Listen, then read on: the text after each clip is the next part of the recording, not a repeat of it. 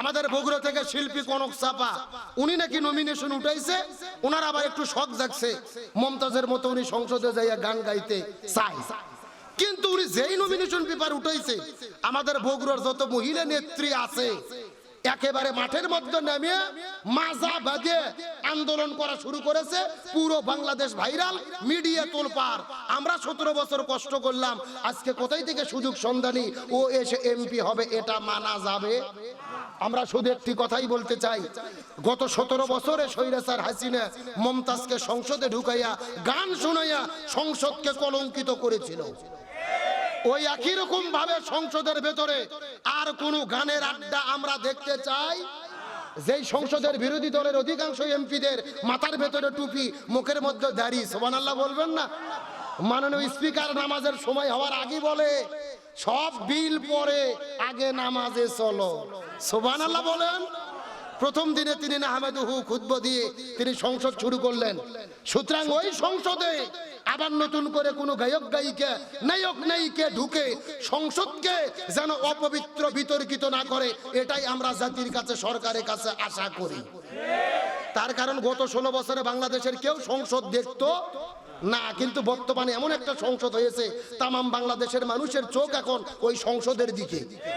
কেউ খবরে বক্তব্য শোনে, কেউ ফেসবুকে, কেউ ইউটিউবে, এমনকি বুড়ো চাচা বলতে লেপে উঠে কয় যে দেখি তো বিরোধী দল কি বললো, কথা কর না কে?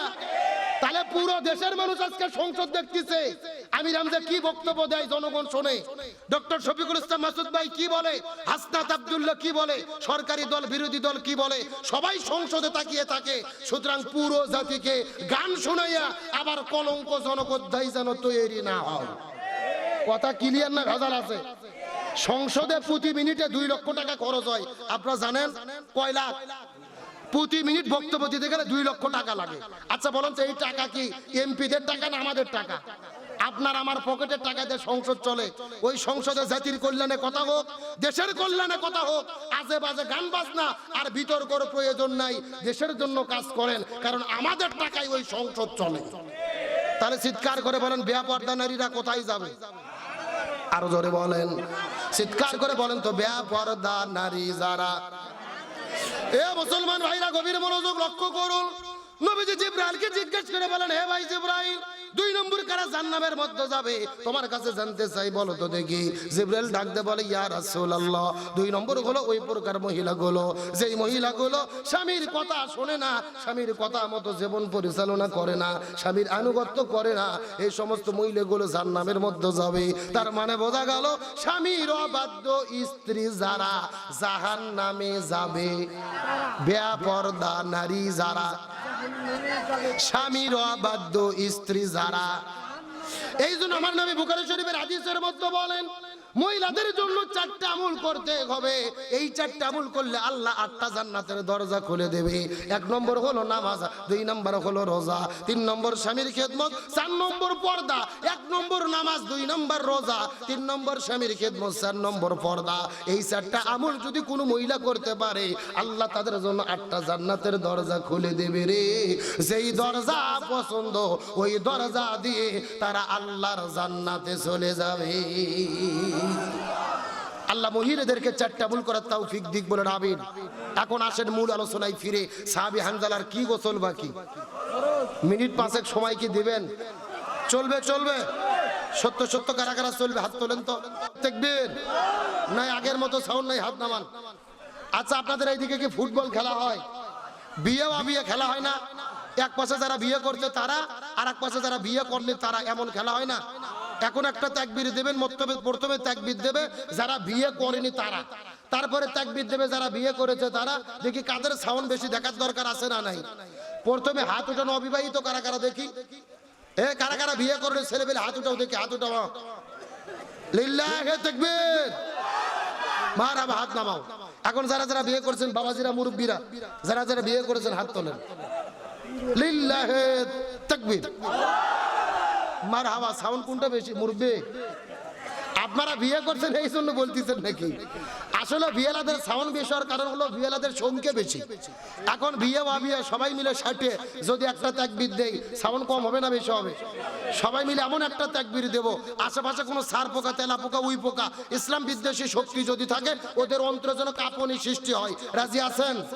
সবাই একটু টান টান করে একটাবার হাত তোলেন তো, কষ্ট করে সবাই হাতগুলো একটু নাড়াচাড়া করেন তো, ঘুম ছাড়ুক। আলহামদুলিল্লাহ করে হাতগুলো একটু মুষ্টি করেন, মুষ্টি। হ্যাঁ হ্যাঁ, লিল্লাহে তাকবীর, আল কোরআনের আলো, আল হাদিসের আলো, দুনিয়ার মুসলিম ইসলামের শত্রুরা কোরআন আছে যেখানে, হাদিস আছে যেখানে, লিল্লাহে তাকবীর। আলহামদুলিল্লাহ ভাই, আমার কলিজা ঠান্ডা হয়ে গেছে। রাত বাজতেছে 12টা 26 মিনিট, আর আপনাদের চোখের দিকে চাইয়ে মনে হচ্ছে সন্ধ্যে 7টা বাজে। মানে রাত 12টা কখন পার হয়েছে আমরা বুঝতেই পারিনি। সুবহানাল্লাহ বলেন।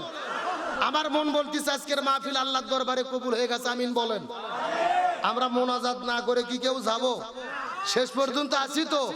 আল্লাহর রহমত আমার মন ভরছে আরেকটা কারণে, লোক বাড়ছে কিন্তু কমেনি। মানে আমি ওয়াজ শুরু করার পরে লোক কিছু বেড়েছে কিন্তু কমেনি। আল্লাহ তাআলা কবুল করুক, আমিন বলেন। শর্টকাটে আলোচনা, সাহাবী হানজালার কি গোসল বাকি। আমার বন্ধুগণ, মুসলমান ভাইরা গভীর মনোযোগ লক্ষ্য করুন। কোন দিকে নজর নাই, কোন দিকে তাকাতাকি নাই। যেই বিষয়টা বোঝানোর জন্য এতক্ষণ পর্যন্ত আপনাদের মধ্যে আলোচনা করলাম, পুরো আলোচনা যদি ভুলে যান আমার কোনো আপত্তি নাই, তবে শেষ কথাটা ভালো করে মাথার মধ্যে ঢোকানোর চেষ্টা করবে। হানজালা কান্না করে করে বলে, ইয়া রাসূলুল্লাহ, আমার স্বামী দুনিয়ার মধ্য থেকে বিদায় নিয়ে চলে গেছে, আপনার কাছে দাবি হলো আমার স্বামীর জন্য গোসলের ব্যবস্থাটা করে দেবে। নবী সাহাবীদেরকে ডেকে বললেন, এ সাহাবীরা ভালো করে খোঁজো তো দেখি হানজালার লাশটা কোথায়। হানজালাকে সুন্দর করে গোসল করে দিতে হবে, নতুন কাপড় পরাইয়া তাকে সুন্দর করে দাফন কাফন করে দিতে হবে। কিন্তু দুর্ভাগ্যজনক ব্যাপার হলো সাহাবীরা পুরো মক্কা মদিনার মধ্যে খোঁজাখুঁজি করলেন, কিন্তু দুর্ভাগ্যজনক ব্যাপার হলো হানজালার লাশটা খুঁজে পাওয়া গেল। সাহাবীরা আসার পরে বলে, ইয়া রাসূলুল্লাহ, আমরা দীর্ঘক্ষণ ধরে চেষ্টা করেছি কিন্তু হানজালার লাশটা খুঁজে পাইলাম না। রাসূল ডাকতে বলে, সাহাবীরা কখনোই হতে পারে না, মক্কা মদিনায় ভালো করে খোঁজো, খেজুর বাগানের মধ্যে খোঁজো, উদের প্রান্তরে ভালো করে খোঁজো, হানজালার লাশটাকে খুঁজে বের করতে হবে। সাহাবীরা আবার দৌড়ানো শুরু করলেন, চতুর্দিকে খোঁজাখুঁজি শুরু করলেন। কয়েক ঘন্টা খোঁজাখুঁজি করার পরে সাহাবীরা কান্না করে করে রাসূলের কাছে আসার পরে বলে, ইয়া রাসূলুল্লাহ, আমরা চতুর্দিকে বিকাল পর্যন্ত খোঁজাখুঁজি করলাম কিন্তু হানজালার লাশটা খুঁজে পাওয়া গেল। আমার নবীজি নামাজ পড়তে পড়তে নামাজের সিজদায় চলে গেছেন। আল্লাহর কাছে ফরিয়াদ করে বলেন, আল্লাহ, আপনার কাছে জানতে চাই, আল্লাহ, আপনি কি হানজালার উপরে কি বেশি রাগান্বিত হয়ে গেলেন নাকি? বাসর ঘরে নতুন বউ রেখে, ফরজ গোসল বাদ রেখে অপবিত্র শরীরে তিনি যুদ্ধ করতে এসেছিল। আল্লাহ, আপনি জানি না তার উপর নারাজ হয়ে গেছেন কিনা। আল্লাহ, আপনার কাছে ফরিয়াদ করে বলি, আপনি হানজালার লাশের সন্ধানটা দিয়ে দেন। নবী কান্না করে করে কিছুক্ষণ পরে লক্ষ্য করে দেখে আকাশের মধ্য থেকে ঝিরি ঝিরি ঝিরি ঝিরি বৃষ্টি পড়তেছে। এই দৃশ্য দেখার পরে নবীজির টেনশন আরো বেড়ে গেল। আকাশের মধ্যে মেঘ নেই, কোথায় থেকে বৃষ্টি পড়ে। নবী আবার কান্না করে সিজদার মধ্যে চলে গেলেন। আমার নবীজি হাউমাউ করে করে করে করে করে করে যখন কান্না করে, কিছুক্ষণ পরে আল্লাহর পক্ষ থেকে জিবরাইল আসার পরে বলে, ইয়া রাসূলুল্লাহ, আপনি হলডিলে হবেন না, টেনশন করবেন না, রাগান্বিত হবেন না, পেরেশানি হবেন না, কোনো টেনশন করবেন না। ওয়ালা তাহিনু ওয়ালা তাহজানু ওয়া আনতুমুল আলাউনা ইন কুনতুম মুমিনিন। আপনি হানজালার জন্য এত পেরেশানি হবেন না। হানজালা বাসর ঘরের মধ্যে বউ রাখার পরে ওই বাসর ঘর ঘরে বউ রেখে জিয়াদের প্রান্তরে দৌড়ে চলে এসেছে। ফরজ গোসল বাকি ছিল, একদিকে ফরজ গোসল বাকি ছিল, অন্যদিকে 3 ওয়াক্ত ফরজ নামাজ কাজা করেছে। ওই ফরজ গোসল বাকি রেখে 3 ওয়াক্ত ফরজ নামাজ কাজা করে এই জমিনে দিন কায়েমের আন্দোলন করেছে। কোরআনকে বিজয়ের জন্য তিনি চেষ্টা করেছে।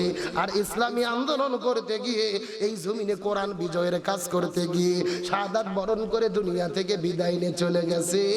আল্লাহ হানজালার উপরে এত বেশি রাজি খুশি হয়ে গেছে রে, আল্লাহ জান্নাতের মধ্য থেকে 70 জন ফেরেশতা পাঠায়া ওই জমজমার হাউজে কাউসারের পানি দিয়ে আল্লাহ তাআলা হানজালার জন্য আসমানে গোসলের ব্যবস্থা করেছে।